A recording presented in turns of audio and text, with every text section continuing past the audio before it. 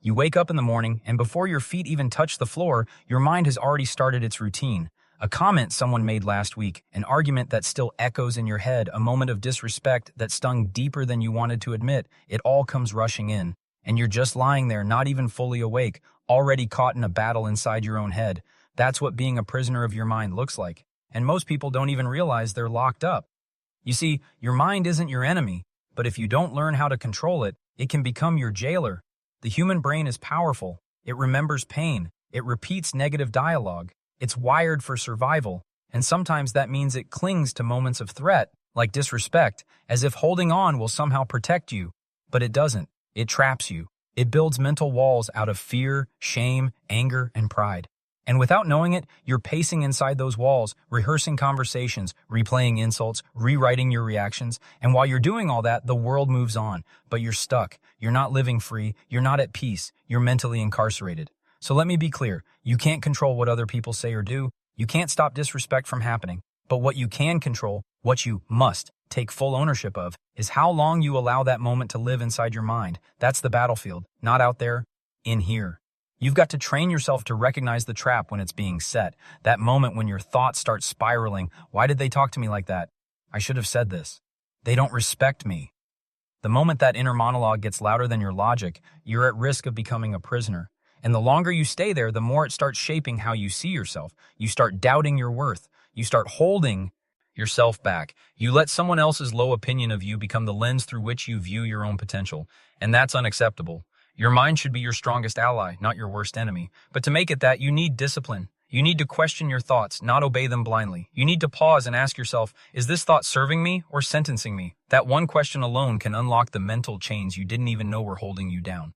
People will disrespect you, that's a guarantee, but how you carry that inside is up to you. You don't need revenge. You don't need to prove yourself to small minds. What you need is freedom, and freedom comes from clarity, from choosing not to let temporary disrespect turn into permanent mental damage. Here's the truth most people never hear. You don't have to react. You don't even have to hold it. You can let it go. That's not weakness. That's control. That's power. That's growth. And every time you choose to respond with wisdom instead of ego, you loosen the grip your mind has on you. Every time you choose peace over pride, you're chipping away at the walls that were never meant to hold you in the first place. You've got one life, one shot. Don't live it stuck inside your own head, replaying what they said, what they did, how they made you feel. You are more than that moment, and you are stronger than your thoughts. You just have to choose to be. Let's make something clear right now. If you don't respect yourself, don't expect the world to hand it to you. Respect starts within. Not in how loud you speak, not in how many people clap when you talk, not even in how others treat you. It starts in silence, in those quiet moments when nobody's watching and you're faced with who you really are. That's where it begins, and that's where too many people are losing the battle. You've got people walking around offended by what someone said to them, but deep down, they're not really mad at the person. They're mad at themselves for believing it. Because the disrespect only cut deep when it hit something already fragile inside, something that wasn't fully built up, a part of them that hadn't yet been claimed with self-worth. That's why it hurts. That's why it sticks. When you truly respect yourself, when you know your value, when you've put in the work to understand your identity, disrespect doesn't land the same. It becomes noise, not a wound, because you know who you are. And more importantly, you've decided who you are, not let other people decide it for you. We live in a time where everyone's looking outward for validation. Social media likes, people's opinions, attention, praise, it's all become a measuring stick for self-worth. But real confidence doesn't come from any of that. It comes from keeping promises to yourself. It comes from showing up when you don't feel like it, building discipline, setting boundaries, and refusing to settle for less than what you know you deserve. It comes from going through hard things and not folding. That's the kind of respect no one can give you, and no one can take away. You see, when someone disrespects you, it's often a test, not of your strength, not of your pride, but of your foundation. Because if your respect for yourself is shallow, their words will shake you. But if it's deep, rooted in something real, earned through effort and truth, then it doesn't matter what they say. Their words hit a wall they can't break through. You don't fall apart because you're built different. You're built solid, built inward. But here's the thing most people miss. You can't demand respect from others if you're constantly disrespecting yourself. That's the contradiction. You let people walk over you. You don't speak up when it matters. You break your own values just to keep peace. That's self-disrespect. And when you allow it internally, don't act surprised when you see it externally. What you tolerate from yourself, you teach others to give you. So it's time to turn inward. Time to ask yourself, how am I treating me? What am I allowing in my life? What do I say to myself when I fail, when I fall short? Because if the voice in your head is full of blame, shame, and doubt, how are you going to hold someone else accountable for doing the same? You build self-respect like you build muscle, daily, intentionally, with resistance. You say no to things that don't serve you. You walk away from people who can't see your worth. You hold yourself to a standard, even when it's hard, especially when it's hard, because the goal isn't to impress the world, it's to become someone you can be proud of. Someone who stands tall, even when nobody's clapping. So the next time someone disrespects you, don't rush to react. Instead, pause and ask yourself, do I respect myself enough to not let this shake me? Do I value my peace more than their opinion? Do I love myself enough to not stoop to that level? Because when self-respect is real, no one else's lack of it can take you down. When someone disrespects you, your first instinct is to react. Your blood boils, your chest tightens. You want to say something, anything, to make them feel what you just felt. That's emotion taking the wheel. That's your pride screaming louder than your purpose. But let me tell you something that took me a long time to understand. Reacting emotionally feels powerful in the moment, but it almost always weakens you in the aftermath. You've got to learn to respond, not react. There's a difference. A reaction is immediate, raw, and driven by ego. A response is calm, controlled, and driven by wisdom. When you react, you let the other person write your script. When you respond, you stay in control of your character. Think about it. What happens when you respond to disrespect with rage? You validate their behavior. You give them the satisfaction of pulling you out of character. You turn a moment of their immaturity into a moment of your regret. But when you respond with intelligence, with restraint, with grounded confidence, you flip the power dynamic. You don't lose control. You prove you own it. That's strength, not yelling, not proving your dominance. Strength is staying grounded when everything around you is trying to shake you. It's breathing deep when your mind wants to explode. It's being rooted in truth while others are drowning in noise. And that doesn't mean you stay silent or become passive. No, it means you choose the right words, the right tone, and the right moment. You speak with intention, not impulse. You see, people who go around disrespecting others are usually fighting their own battles. Their chaos is showing, their insecurity is bleeding through, and when you respond with anger, you join them in that chaos. But when you respond with clarity, you remind them and yourself that you're not operating on the same level. Now, I'm not saying it's easy, it's OT. It takes discipline, it takes emotional intelligence, it takes learning how to feel something without letting that feeling lead you. You've got to train yourself to pause. That pause, it's powerful. That pause is where your maturity lives. That moment between stimulus and response, that's where your growth shows up. And let me tell you, nothing will confuse or disarm a disrespectful person more than you not giving them the reaction they expected. When they try to provoke you and you respond with calm confidence, you break their rhythm. You keep your peace. You protect your energy, because not every battle is worth fighting, and not every disrespect deserves your attention. You have to ask yourself, what's the goal here? Is it to win an argument, to make a point, or is it to stay aligned with who you've worked so hard to become? Because one emotional outburst can undo years of self-discipline. One moment of weakness can rob you of the progress you've made. And the truth is, most people aren't worth the energy it takes to explain yourself.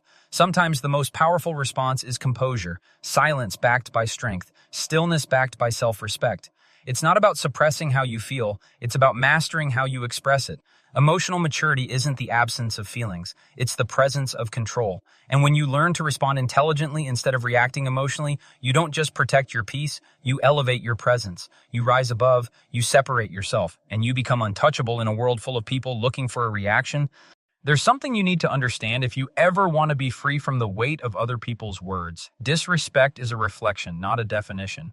What someone says about you, how they treat you, how they try to tear you down, that says more about them than it ever will about you. But if you're not grounded in who you are, it's easy to start believing that reflection is the truth. See, people project. They carry pain, jealousy, insecurity, bitterness, and they throw it at whoever they think they can hit.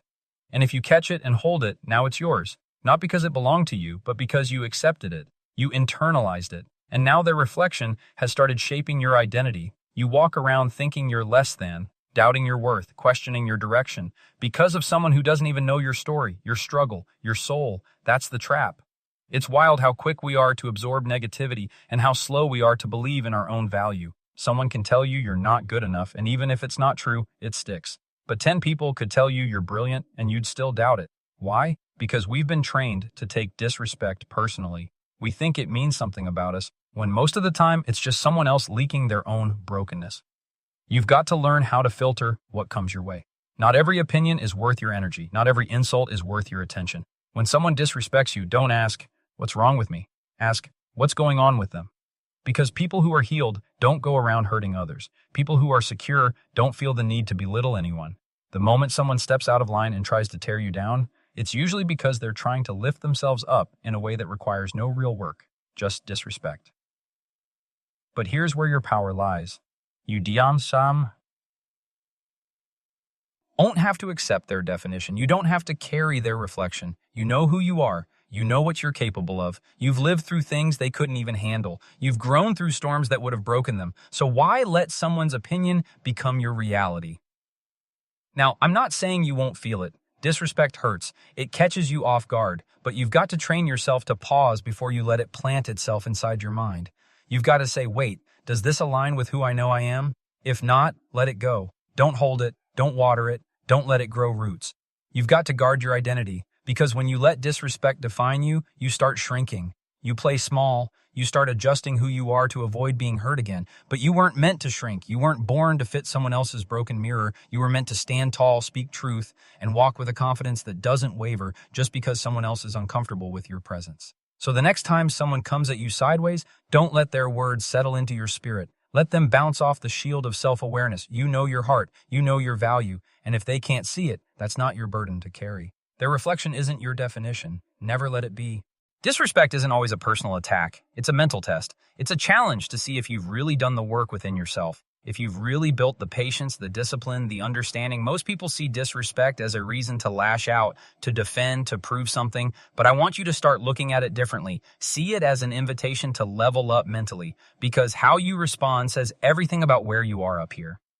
We spend so much time trying to avoid disrespect, trying to demand that people treat us a certain way, but life doesn't work like that. You can't control how others act. What you can control, what you absolutely must master, is how you receive it, how you choose to process it. That's the test. And the test isn't about whether it bothers you in the moment, it's about whether you let it change you after the moment passes. Sometimes disrespect comes from a stranger. Sometimes it's someone close to you, and those hit differently. But regardless of where it comes from, the test is the same. Do you let it poison your spirit? Do you carry it into your next interaction? Or do you use it as fuel, not to get revenge, but to sharpen your clarity and remind yourself of your own standard? When you start treating disrespect as a test, something shifts. You stop being offended so easily. You stop playing defense. You stop giving away your power just because someone else is trying to rattle you. You begin to understand that every time you rise above, you pass. Every time you stay calm, you pass. Every time you choose not to respond out of ego, you pass. And the more you pass these tests, the stronger you become. Not in a loud, aggressive way, but in a quiet, unshakable way that people start to notice. Most people are reactive because they haven't prepared for the test. They haven't trained their mind. So the moment disrespect shows up, it exposes all their emotional weaknesses. But when you expect it, not in a negative, paranoid way, but in a prepared, focused way, you're ready. You've got the tools. You've got the awareness. You know this is part of the journey. Because the truth is, anyone can be cool when they're being praised. Anyone can stay focused when people are clapping. But how do you act when you're being challenged, when someone's trying to test your patience, your pride, your peace? That's where the real growth happens. That's where the internal work is revealed. You're not being punished when someone disrespects you. You're being presented with an opportunity to respond from strength, not from pain, to lead with self-respect, not insecurity, to stand on your principles, not be pulled by your emotions. And every time you do that, your mind gets sharper, your emotions get stronger. You develop the kind of discipline that makes you untouchable, not because disrespect never happens, but because it never controls you. This is how warriors are made, not in the easy moments, but in the tests, in the tension, in the discomfort. That's where you get shaped. So don't run from the test. Don't let it shake your character. Walk through it with your head high, your heart clear, and your mind steady. Because every moment of disrespect is just another chance to show yourself how far you've come. When someone disrespects you, the natural instinct is to get even, to make them feel the sting they gave you. It's the ego's way of saying, I won't let that slide. But what you need to understand is this. Revenge feels good for a moment, but it costs you long term. It keeps you stuck. It ties you to their energy. It drags you back into a space you've outgrown. You don't need revenge. You need discipline, because discipline is what frees you. The people who win at life are not the ones who always get the last word. They're the ones who have trained themselves not to be moved by every little offense. They've built the strength to let things go, not because they're weak, but because they're focused. They've got a mission, they've got places to go, things to build, peace to protect, and giving in to petty reactions, that's just not worth the time anymore. Revenge always pulls you off your path. It might feel like justice, but it's really just distraction. You end up spending mental and emotional energy on someone who isn't even thinking about you anymore. You pause your progress to try to teach them a lesson they're probably not ready to learn.